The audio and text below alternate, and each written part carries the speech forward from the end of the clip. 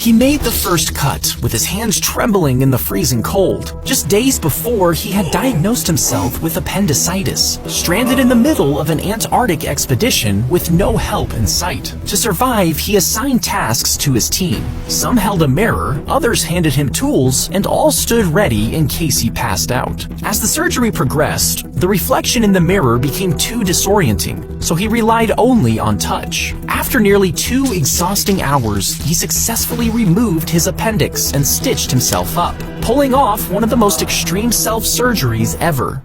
The man was found dead on the beach, with no ID and all labels removed from his clothes. In his pocket, police discovered a tiny scrap of paper with the words "Tamam Shud," meaning finished in Persian. The torn page matched a rare book that was mysteriously found in a car parked nearby. And inside the book was a phone number and a strange code. Police embalmed him and publicized the case, but no one ever successfully identified him. To this day, the cryptic code and the man's identity have never been definitively solved.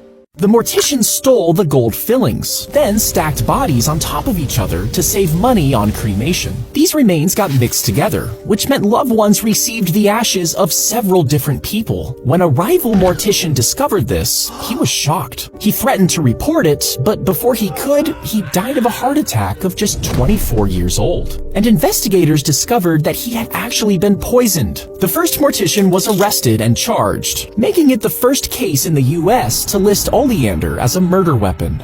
They opened the pallet of ammunition only to find it was full of Tootsie Rolls. You see, Tootsie Roll was a code name for mortar rounds, which the Marines desperately needed. But the radio operator who received the order didn't know that and sent the actual candy instead. At first, the Marines were angry, but the sub-freezing temperatures had frozen all their food, and the candies ended up sustaining them over the next few days. They even used them to plug bullet holes by warming them up and letting them freeze in place. And eventually, the real mortar rounds did arrive.